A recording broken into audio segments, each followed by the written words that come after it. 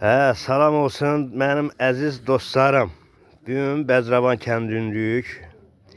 Əskər gəldi də. Allah bütün əskər balaları sağ getsin, salamat gəlsin. Anasının üstünə, atasının üstünə. Bəzravan kəndi, gözəl Bəzravan. O gün olsun toyunda. Gələk çay qaynadaq. Xeyir işində. Səliqalı düzmüşük suları dostlar. Əlki beləncə olmalıdır. Səliqalı. Və bu da qaqa mənim çay sulumda. Təmiz səliqalı. Çay sulu beləncə olmalıdır. Stakanlarım var, göz təmizliyinə baxın dostlar.